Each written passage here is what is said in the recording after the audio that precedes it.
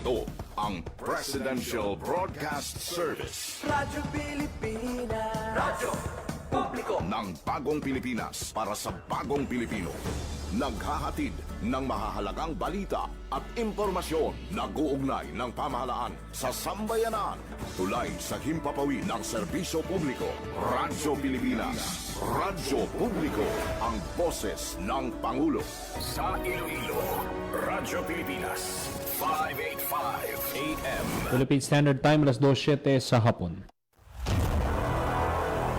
Mga labing ulihing nga hitabo, hibaluon, mga hangkat at tubangon, mga bagay nga importante, aton ginahalungan, aton ginabantayan.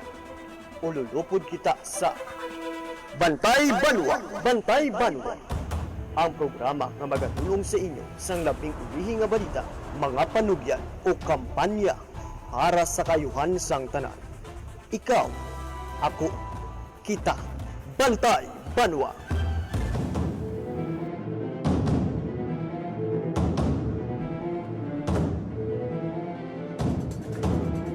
Mayong hapon Western Visayas, mayong hapon syudad kag probinsya sang Iloilo. Welcome sa pagpangalagad sang programa Bantay Banwa. Biyernes ng edisyon kita, Marso 6, tuig 2026. Programa nga magadulong sa inyo sa labing uli nga balita, mga panugyan kag kampanya para sa kayuhan sang tanan.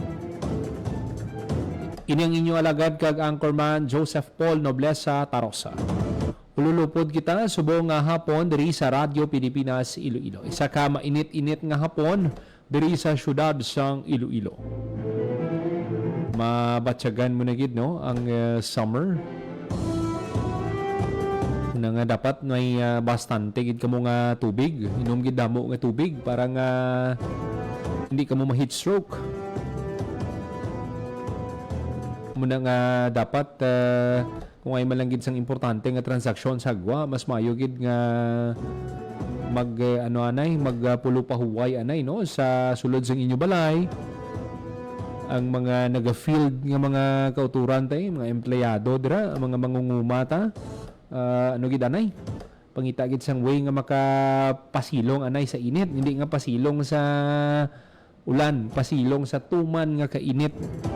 Kagti ang problema pagid subong ang matamat naman ni sa mga masunod nga adlaw ang pagtubod na naman sang tubig. So lang tawon ta kung ano ang mangin pagpanghanda sang aton nga mga local government unit kag ang isa gid subong no sa dapat gid nga bantayan sang aton nga mga tagpalamati kay amat-amat nga nagasaka ang hindi nga amat-amat kay kon basehan mo nagalabot na sa tag 5 to 10 ka pisos ang ginsaka sang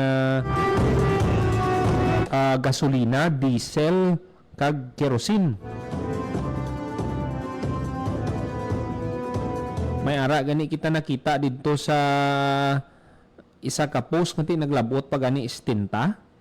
So ang estimated nga oil price adjustment pwede ang gasolina pwede pa magsaka sang 7 pesos, ang diesel 15 pesos, ang kerosene 28 pesos. Pero i-check naton ini no kay na-interview naton kay ina mga kabyanan ang secretary mismo sa Department of Energy, si Secretary Sharon Garin sa launching sang Lifeline Rate Program.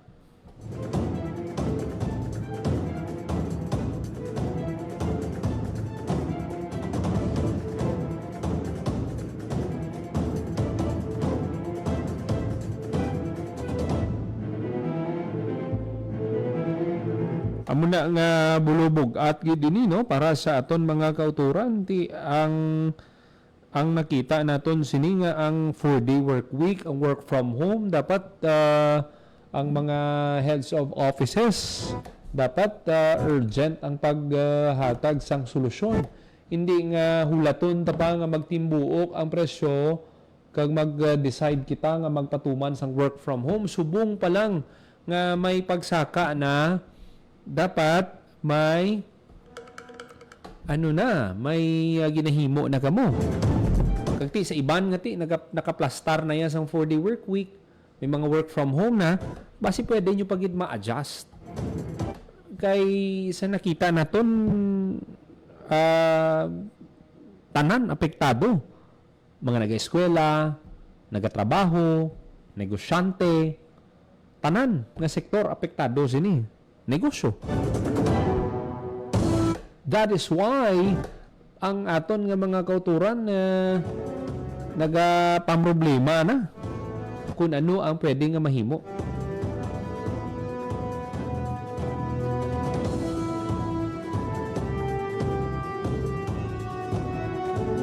Amo nang dapat gid kay naluoy kita sa mga tawo sini nga ti minimum wage man lang ang ginabaton.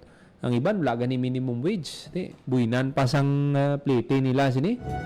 Ti may plano nga daan ang mga transport cooperative diri gani sa syudad nga ti muon nga 20 pesos ang ginaduso nila 20 pesos nga saka ay di, nga ang plete from 15 pesos ma 20 pesos na. Ti mano na lang tas ni man? No? Amo na no, ang mga industriya sa nasiling na naton ini sa mga nagliligad naton nga pagpangalagad. Kung ang inyo industriya mag-thrive man sa gihapon, kung bisan nga work from home kamo, productive man gihapon, ihatag sa imo nga mga trabahante kung sa imo nga mga empleyado. Pero ti may ara man niya nga mga ubra na hindi mo madala sa balay ang trabaho. For example, diri sa Radyo Pilipinas Iloilo ang amon nga mga technician. Ang mga mapisa namon nga mga technician diri.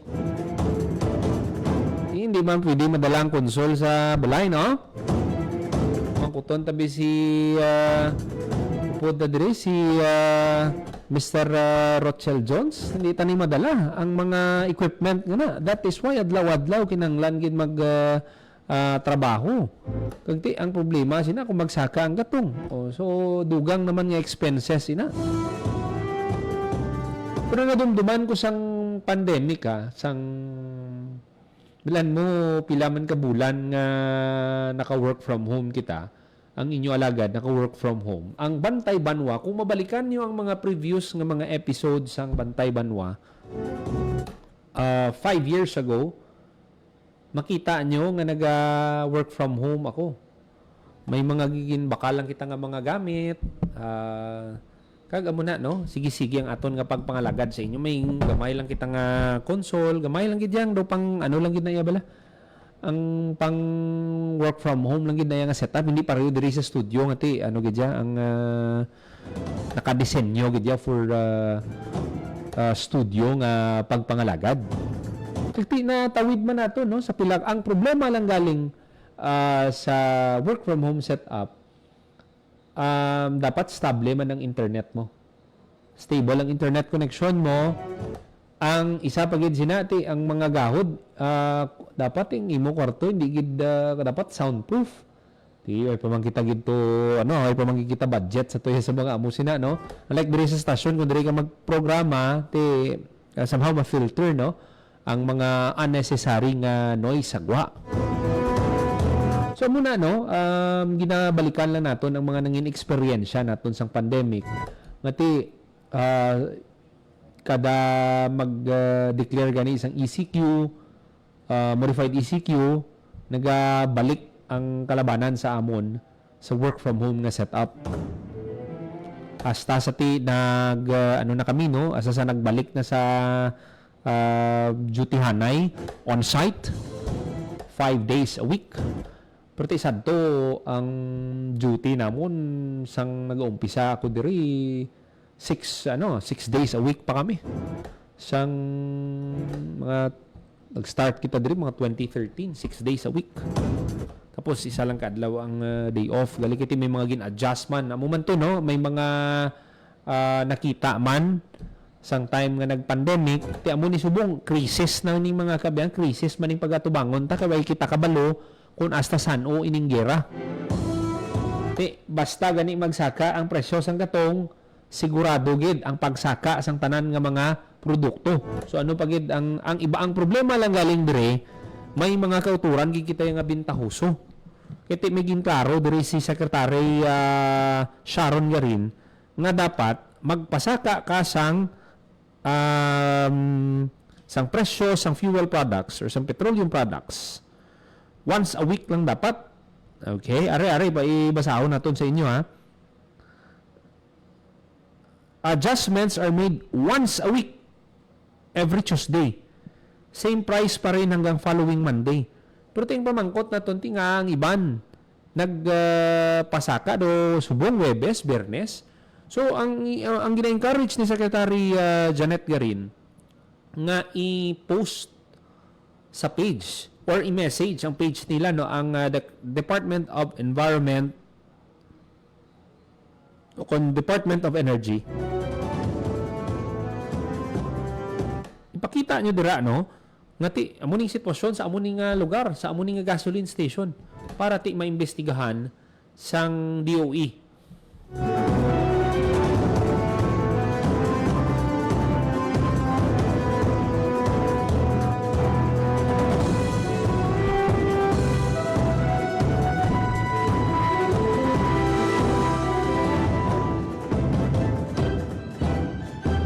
Balikan ta karon, no, ang natuhoy sa pagsaka sang fuel products. Sa sini nga mga tinion, ipabati naton sa inyo ang interview kay Secretary Sharon Garin. O kung ang mensahe niya kay ina, no, sa launching sang Lifeline rate program, ngati gin expand pagid, no, sang administration ni President Ferdinand Marcos. So aton ipabati sa inyo ang mensahe ni Secretary Sharon Garin. Kay last month, nagato kami sa Meralco, imaw ang presidente, amutong gin-announce na nga makalibre rin ang mga 4Ps sa electricity nila. So, first town na ginatunan para i-announce naman niya, pakta mo nagato sa mga Bicol, Ilocos, mga dito, Ridya, kami naman sa Gimbal, Ilomanos. We are in the map, mga taga-Gimbalan at mga taga-First District. Naga-ri dyan, naga-ano ni-announce, kaya kung ang konsumo mo, less than 50 kilowatt-hour, ano namin kung 50 kilowatt-hour? Pwede ka pandar kang electric fan mo? Pwede? Mga taga-riwi? Electric fan? Di man whole day, patsyan mo man eh. Ano pa? Ano? Suga. Pero ako pang bilya. Mga apat? Mga apat. Patsin yun man kung hindi mo kinangan, patsin mo man. TV ka na. Pwede? Mga pilang oras? Mga 2 hours, 3 hours, pwede? Di mo nilong na lang ang nagkakatulog ko on TV kung sobra ka sa 50 kilowatt-hour ka rin. At cellphone, pwede ka charge? Ano pa tadi ang bali, may link na kayo na. Cellphone, EP, laptop. Pwede.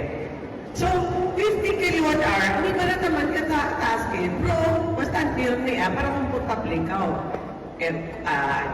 Electric fan, pwede ikaw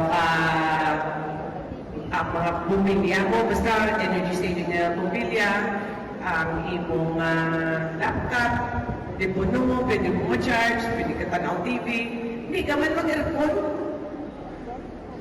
May aircon mo nga? May aircon mo nga? Kahit di-report, kung ikaw mo sa DSWD, ikaw 4-piece. Kung may aircon daw lang, mas kahit ka sa 50 kilowatt-hour. Kung under ka lang sa 50 kilowatt-hour, libre automatic. Okay? Kung magsubra ikaw, hindi ka ng libre. Karo ya? Kinanglan, pantayan naman ang imo nga konsumo, hindi ikaw magpasubra sa 50. Kay from 100% na discount, 0% ka kung mag-51 ka.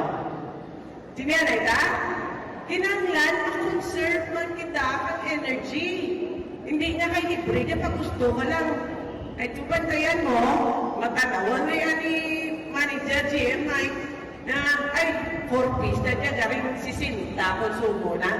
Ora, ikaw discount. Kinanglan, 50 or below lang. Akala, 50 or below. Basta, hindi lang niya. makaluto ka rin, makatanaw ka pa TV, makaubra ikaw, ang sa 50 kilowatt hour per month. Once na makasobra ka, out of the list ka. Kung mahalakot ka ng liwat na 50 and below, ang palang rea pag-include liwat ikaw. Pero, ang advantage, kung 50 kilowatt hour and below ka, hindi ka rin naman sakay tricycle na maakto sa Tikbawan sa Ileco, kung magdarapa ng birth certificate mo, kag ang imo nga indigency, ang imo, ano pa rin yung national ID, birth certificate, kauna. Tinatanaw na rin. Basta rin dyan listahan mo sa DSWD, automatic, ang Ileco, hindi rin ikaw pag-charge. Okay? Una, at registration, basta sigurado mo na nakalista, ikaw dyan sa DSWD. At tunan mo dyan sa imong munisipyo, o kung sa barangay mo, masiguraduhon mo nga imong ngaran dyan. Kaya ang imong bill, sa imong ngaran no? Dala ka lang piyak palay. Posible tanan na lang ang piyak palay, libre mo. Kinalang imo balay, pangarawa, or imo balay, or imo bill. Darwa, tinanglan, Ridjan, 50 kilowatt hour o below ka lang. Kung makomply mo lang rin ang darwa kaya, right ka pa minsan, hindi ka magkakato-ato to, libre ikaw permi. So kung nag-12, pero yung bill mo tayo man? 12? 12, para kasi ikaw bill. Kung 12 pesos rin, pag 50 kilowatt hour, pira na bill mo? 600? 600. Pero may dan na? Zero. No? Imbis na magbayad, ikaw ang anong kagatos, ora ikaw paraydan, basta nakalista ikaw na 4 piece rin dyan, katura ka, under 50 kilowatt hour ka. Every month, hindi lang natalag lang, every month, basta less than 50 kilowatt hour ka. Libre ni Presidente Marcos ang imo nga electricity up to 600 pesos every month. Napakakanta ng Presidente, kanya wala akong ipayaw. Wala namin, no? Pero kung sobra ikaw, gusto mo ba magpa-register kapag explain, magpo ka pa sa Ileco. Okay? And that goes with all the co-ops, sir. Ileco 1, Ileco 2, Ileco 3, pati ang more sa Iloilo. Pero rin dyan ang nailaunching. Sinanya, ang role nyo na lang kinikilingan yung man inyong na konsumo. No? Hindi naman 40 lang mo na adlaw-adlaw. Hindi nga adlaw-adlaw lang kita magkastos kang electricity. We have to save electricity para makasave ikaw 600 pesos. Okay? So, ako lang naman na ako rin dyan, karon sa hapon masayo, liwan kami si Lilo City, pero di po na ako rin dyan, ay gusto ko, get mga laging bal, bongko, get banwa ko mo. So, tanan sa lahat na taga-DOE, may mga undersecretaries dito, may mga director, ano ba? Sino ba bang nandito? Mga taga-field office, no? Siguro mga 20 nandito kami lahat, no? Mga 20 siguro nandito yung taga-DOE. And also, our boss, no? Sa ERC, si Nina Juan, nandito din, and all the other national offices. Bakit gusto ko itong dito i-hold? Because I think Yubal and the first district are the most beautiful places in the world. Diba? Pinakagwapo kita na dyan manuwata mo. So welcome to the most beautiful town and to the most beautiful district. All 7 towns are welcoming you. Ito yan lahat in the first district. And we thank you. We thank all the efforts. We thank your presence. And kapay pa, no? Kapay pa, dandaman you get. Na ang lifeline rates, hindi lang automatic. Hindi lang automatic. Kung hindi rin automatic, kung hindi ka mo makinig-kinig ng gastos. Electricity. Patch yun yung sugat nyo, hindi ko muna, kung mag-charge ka, unplug mo man, no? Electric fan mo, wala lang gamit, unplug mo man. So, maruligay lang kita. But I am happy to come back here, and I think this is one of the best projects of the President. Sa mga salamat kin sa tanan, salamat kin nga tanan, salamat Mayor Colada, and to all the mayors and the officials that are here. Kay Napatian si Secretary Sharon Garin sa Department of Energy. So kung magsiling ka nga 50 kilowatts, so may tatlo ka kung bumbilya, pwede ka gamit pan sa TV kuno kay electric fan. Pero dapat kinot-kinot kay kung magsobra ka ay kasang i-avail nga discount. Pero depende na sa electric cooperative. Pero ang sigurado gidyang malibre ang imo nga kuryente kung 0 to 50 kilowatts. So dapat sa sulod sa kabulan dapat kada adlaw mga 1.5 lang ang makonsumo mo. So sa electric fan kag suga. So dapat kinot gid. Iti hindi nga libre, di tungod libre ti pag gusto ka lang da ka gamit, may ano lang, may limitasyon lang. Muna nga ti may responsibilidad man ang aton nga mga beneficiaries nga magkinot sa kuryente. Muna ang pinaka-importante ang may responsibilidad man kita. Kung ano man ang ginhatag sa aton nga assistance, may ano man may himuon man dapat kita. Hindi man pwedeng take lang take kita. Dapat give and take. Muna dapat ang pangabuhi. Hindi man pwedeng take ka lang sa pangabuhi, di ba? Baton ka lang nga baton. Why kaya sang responsibilidad ngati ikaw naman abi maghatag ka man sang imong share o sang imong bahin sa nasambit nga programa. So amo ni no kanami gid nga kung sa Eleco 1 mga makatipid ka mga 600 pesos. So dapat banta-bantaon mo hindi ka maglapaw sa 50 kay pag naglapaw ka sa 50 hindi mo ma-avail ang programa. Kag para naman sa mga hindi beneficiaries ng 4Ps, kiti ang mga 4Ps automatic na mo. So magsiling ka nga kung hindi mo na magamit no ang 4Ps, kung hindi mo na paggamiton ang 4Ps no. I mean kung hindi ka na balamangin na kung hindi kaya miyembro sang 4Ps, ang matabo sina tis mataga ng aton mga kauturan, pwede ka mo ka-apply. Pero may proseso. Okay? Sundon lang no, coordinate ka mo sa inyong electric cooperative o distribution utility kasi sila ang maghahatag sang requirements kag ipasa ninyo. Pero ang priority gid sining mga 4Ps beneficiaries naton. So dugang pagid nga benefit no para sa aton mga 4Ps beneficiaries. Kay kun ako ang beneficiaryo sang 4Ps, malipay ako kag bayluhan ko sang pagpaninguha ang ining ginhatag sa akon nga assistance halin sa government. So dapat kinot-kinot gid. Di pa no 600 bakal bugas. Bakal bakal sang krudo. Ikinahanglan gid kung naga-motor dira ang inyong may motor kamo sa inyo nga balay. So muna nga kinot gid kamo subong no. Munang panugyan ni Secretary Sharon Garin. Mga kabiran, sana siling na nato no na naistoryahan ta kay ina ang natuhoy sa fuel products. Kag may paatag diri no sa Secretary Sharon Garin sa ano ba lang process kung magpasaka sang krudo. Okay?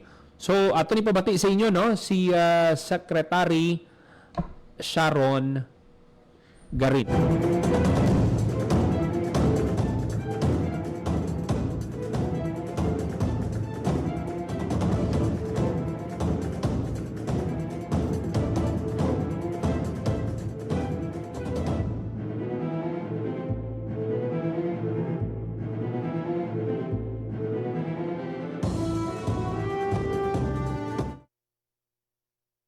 Na parang yung baka ang effect ng middle class. Ano po yung conservation measures natin na i-recommend sa mga LGUs? What I hope that the media will help us in spreading that you can only increase the price of fuel, diesel, gas, kerosene once a week unless we allow it more. No? Once a week. Kaya bantayan niyo po, may iba dyan ng mga gas stations na everyday inaakyat. Bawal po yan. Abuso yan. You are taking advantage of the current problem of the country. You're making it worse for other people. So what we want, sana, I would like to ask for help from the people, from the media. Report it. Because people, alam na ng mga tao, nervous yung mga kababayan natin, tapos may mag-take advantage pa. That is immoral na. So let's report it. We have hotlines. You can you can go through our social media, Facebook, or email, or tawagan niyo po kami. Report niyo po sa amin kasi instructions ni President, we have to reprimand. No? We have to file cases to those that are abusing, profiteering, nag-rewarding. That's not a Filipino way. Tayo po, sama-sama tayo, natutulungan tayo. Yung mga hindi po sumusunod at taking advantage of the situation, hindi maka-Filipino yung mga yan. Sec, ngayon meron ng mga 57 to 58 at meron na din 75 per gas stations dito sa municipality sa Iloilo. Nakarating na po ito. At ito ba yung epekto na? These are, depending, because I don't know what the increases are. I'll have our field office investigated. Pero kung ilang beses sila nag-increase this week, that is not allowed. We will have, padala nyo kami ng mga picture or resibo, and then we will go there and have dali namin yung police tsaka DOE para ma-reprimand, no, and file cases against them. But we are very, I've had meetings with my team already na kailangan strong tayo dito because we have to police this, no? Although we don't have people, kulang kami, pero I think the ILG through the police and mayors, they're willing to help us impose this, yes. Nabatian si Secretary Sharon Garin, no? So, kung kapila magpasaka sang presyong isa ka gasolinahan, ipadala sa talatapan sa DOE ang inyong mga litrato para nga maimbestigahan. Kay bawal ina, no? Suno kay Secretary Garin. Iti may mga naobserbahan na ganing aton nga mga kauturan. Abi kon sa inyo do lugar dira, pwede gid kamo ka post dira sang litrato balang butang ta Marso 2 amuning presyo. Tapos pagka Marso 6 subong adlaw nagpasaka sila. Kag kung kapila sila magpasaka, pwede nyo gid ina sila mareklamo. Iti ginapaandaman gid sang opisyal ang mga nagapamintaha, nagatago sang supply. Iti para nga kung magsaka, bligya yaman sang mahal. Grabe gid yan, no? Ay, mga amugid na yung mga tao, no? Mabatas nila nga ang kalabanan sa aton nagaproblema na. Pero ti ilaya ginagamit nilang opportunity, mamintaha sa ilang isig kapareho para nga ti makakabid ako. May gaba man na. May karma man dira.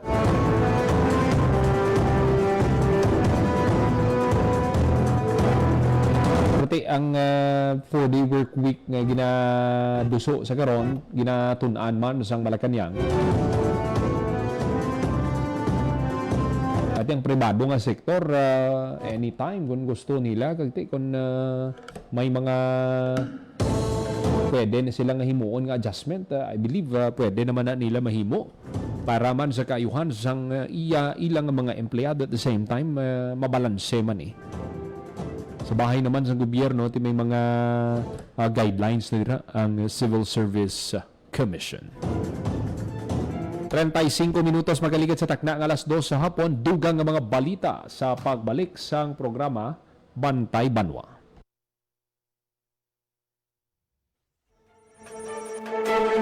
Bantayi ang mga programa sa Radyo Pilipinas Iloilo. Lunes to Domingo. Radyo Pilipinas News, upod kay Janelle Baclay. Iloilo Morning, upod kay Emmy Rose Santiagudo, kag Janelle Baclay.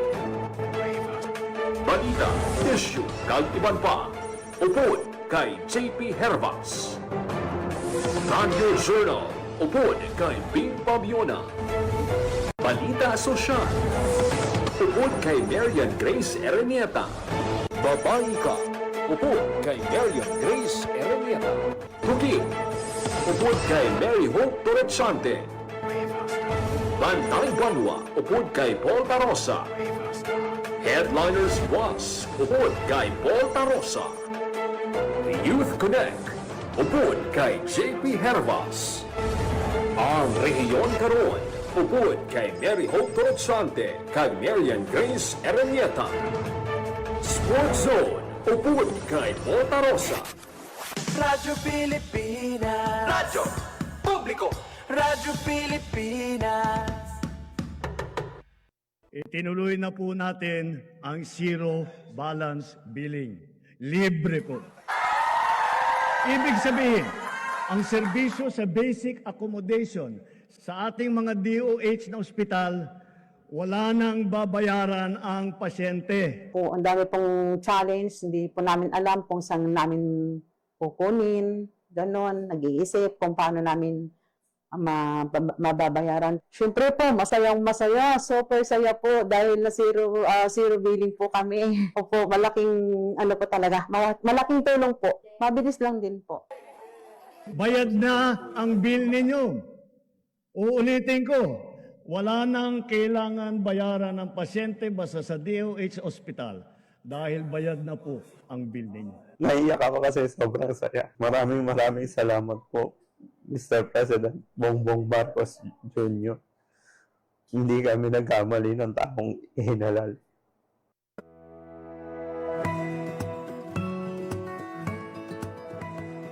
Sa isang bagong Pilipinas, hindi dapat makamba ang pamilyang Pilipino sa mga bayarin sa ospital. Kaya naman sa Zero Billing Policy, libre ang inyong paggamot sa lahat ng mga Department of Health hospitals. Mapa-inpatient, outpatient, o emergency services. Isama na rin ang mga mamahaling gamot, lab tests, therapy, at marami pang iba. Libre ang inyong paggamot.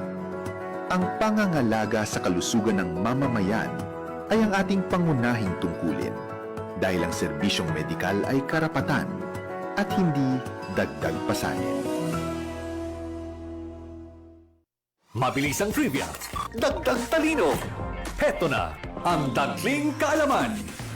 Alam nyo ba, sa mga PhilHealth covered cases, mayroon ng zero balance billing o no balance billing. Paano ito gumagana? Simple lang. Magpa-admit sa ward ng DOH accredited hospital. Ipakita ang PhilHealth ID o MDR, pati na rin ang government-issued ID at admission documents. Dumiretso sa 39 minutos magaligad sa takna ang alas 2 sa hapon. Padayon ka mga nagapamati diri sa Yapon sa programa Bantay Banwa. This time magakwa kita sang report. Kamustahon ta ang sitwasyon sa isla sang Boracay sa nagapadayon nga ASEAN meetings. Nangin madinalagon ang pagkandak sang ASEAN meetings diri sa syudad sang Iloilo. Kag kamustahon ta? Anong sitwasyon dito, no? Latest update, kuwantang report ni Parekoy JP Herbas. Radyo Pilipinas. Radyo Pilipinas. ASEAN meeting sa isla sang Boracay, nagapabilin nga matawhay. Parekoy, mayong hapon. Parikoy mayong hapon nagpabilin nga matawhay karon ang paghiwat sang Association of Southeast Asian Nations ug ang ASEAN Senior Level Committee on Financial Integration meeting kag ASEAN Committee on Disaster Management ug ACDM Technical Working Group meeting sa isla sang Boracay sa Malayaklan. Suno kay Cindy Ferrer sang Office of Civil Defense Western Visayas kag Public Information Officer sang Regional Incident Management Team, wala pa sa may nabalhag nga major incident ang ila sining opisina sa nagapadayon karong nga aktibidad sa Boracay. Yara parikoy sa ginabanta 80 ka delegado ang nagaupod karon sa ASEAN Senior Level Committee on Financial Integration meeting, samtang ginabulubanta 100 naman ka delegado ang nagaupod sa ASEAN Committee on Disaster Management ug ACDM Technical Working Group meeting nga lunsay magatakop subong adlaw. Dugang pa niya nagapabilin ng ila hugot nga pagbantay sa lugar tubtob nga wala pa nakapauli ang tanan nga delegado sa nasambit iya nga pagtililipon. Magluwas parikoy sa mga pagsinapol ginapakigbahin man ni Cindy Ferrer nga lakip man sa ila sini nga ginabantayan ang tanan nga mga aktibidad nga ginhanda sa isla kaangay sa ginhiwat nga Sunset Cruise kahapon. Kag karon sa gabi hiwato naman ang farewell dinner kung sa diin lauman ang cultural performance sa subong. Nagapadayon parikoy ang hugot nga pagbantay sa masobra 1,900 ka security personnel nakip na diri ang personnel man sa grupo sa Regional Incident Management Team para nga masigurado ang kahilwayan kag subong man kalinong sa nasambit iya nga isla. Ang manami sini Parikoy kiti ang ila sini nga strategy nga ginapatuman dira nung major event security framework ngati tanan nga ahensya nagabinuligay kada isa may tasking, so ang trabaho bala, ang responsibility nagamagan.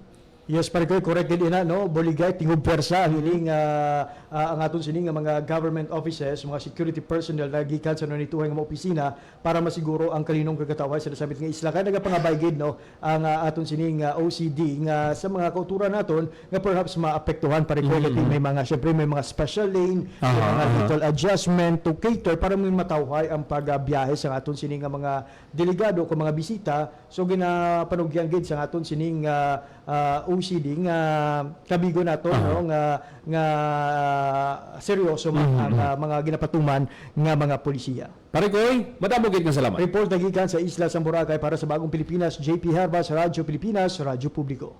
Radyo Pilipinas. Radyo Publiko. Madamo nga salamat Parikoy JP Herbas, report sa Isla Sang Boracay. Gamay nga inconvenience kung may mga gina-implement nga nga mga measures dira nga aton nga kapulisan, ang Regional Incident Management Team ta gamay nga gamay nga aberya talang insindihon talang balaan nyo may may mga bisita kita kagti dapat ipa-feel naton sa aton mga bisita nga welcome sila diri sa Pilipinas. Kag ginaabi-abi naton sila no sa Isla Sang Boracay ngati sa ka world class tourist destination. Gusto naton balang ipa-feel sa ila nga kung ari diri sila sa Pilipinas, ari diri sila sa Western Visayas. Mabatsagan nila kung ano ka mainaabi-abihon ang aton nga sa ila pagtrato, ang pag-amuma naton sa ila. Kaya sa mga masunod nga tuig masaylo naman na sa iban nga sa iban nga lugar. Kag I believe the same man nga hospitality ang ginahatag nila sa aton. Muna nga abi-abihon tagid ang aton nga mga bisita dira, and I believe ang iban ni sa ila may ara guro nga mapabilin pa tubtob Domingo or Sabado kun Domingo. Kagti ang aton nga security forces dira headed by Colonel Arnel Ramos sigurado gid nga nakatutok, nakabantay gid no sa mga happenings dira no sa Isla Sang Boracay. Kag ang isa gid nga ang organize ang pagbantay, ang pag-conduct dira sang ASEAN meetings inabangod sang major event security framework. Tagsa-tagsa may tasking kag naplanuhan sang dugay, hindi nga gindali-dali hindi. Kag amo na gani na-interview taman sa nagligad si Captain Ayon diri sa aton nga pagpangalagad plastado gid ang ilang nga mga ang deployment nila. Kag may ginatos ka pulis ang gin-deploy. Ang isa pa gid dira nga gusto ko man nga i-highlight nga may meal allowance ang aton mga pulis. Meal allowance nga hindi na sila kinanglan nga magulat sang pagkaon dira or dulungan sila. Kumbaga sila mismo kung may oras sila magkaon, kadto sila sa kundiin nga karinderya dira o kundiin gusto nila magkaon, fast food dira or kundiin gusto nila nga may budget sila, pwede sila kakaon dayon. Nga ginasulit-sulit naton ini no.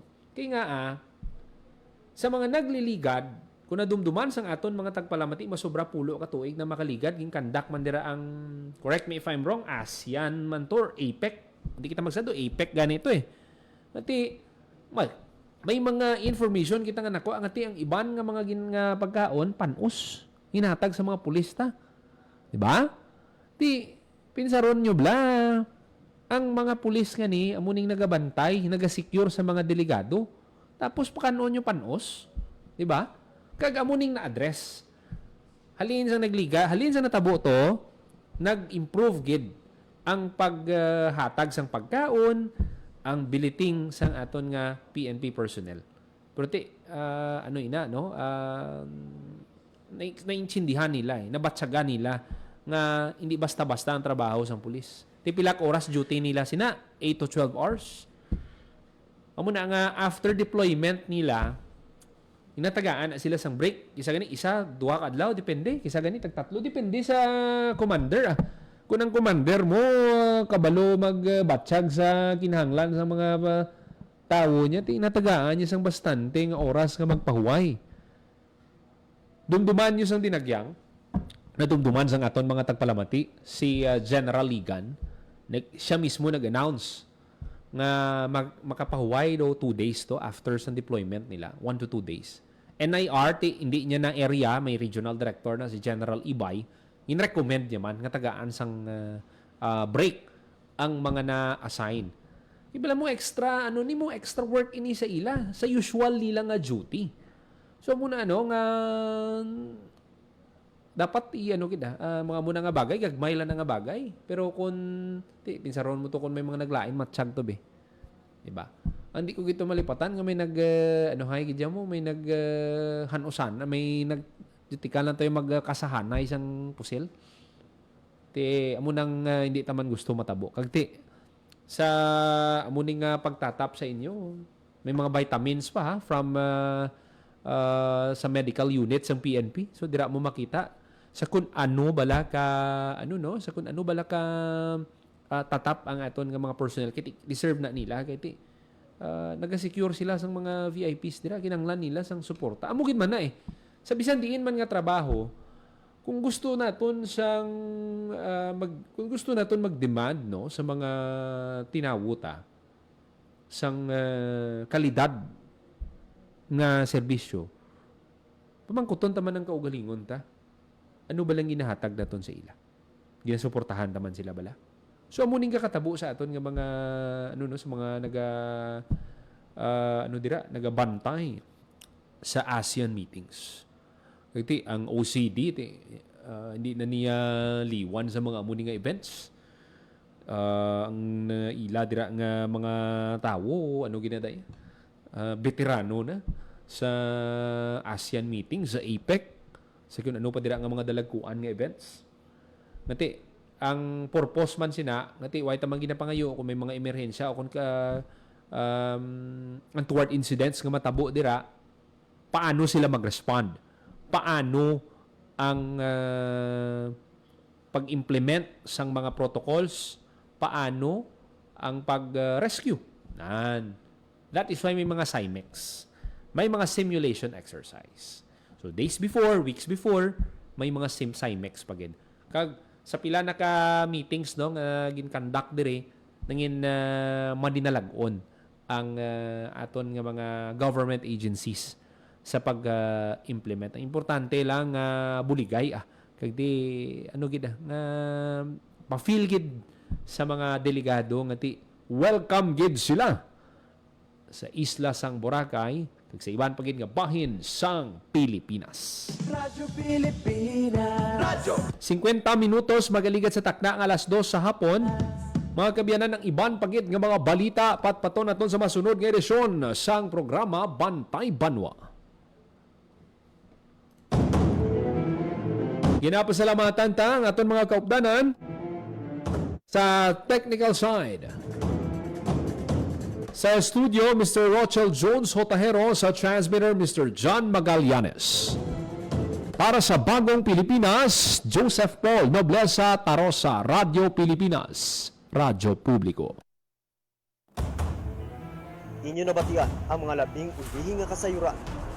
Bulag, hublag, tubtub sa masunod naton nga pag-ulupdanay sa Bantay Banwa.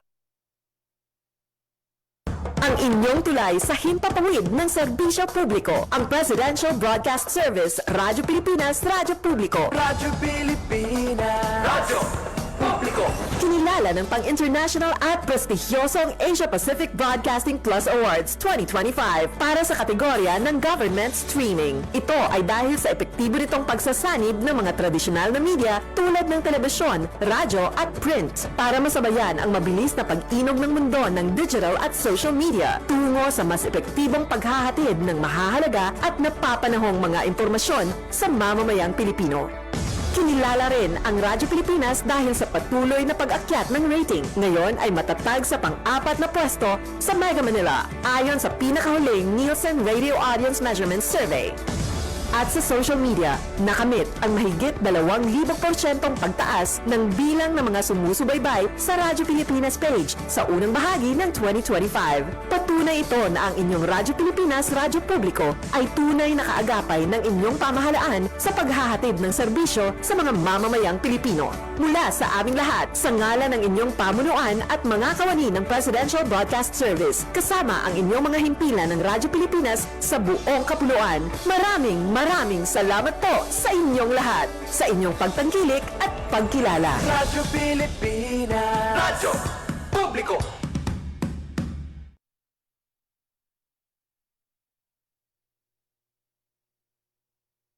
Ang inyong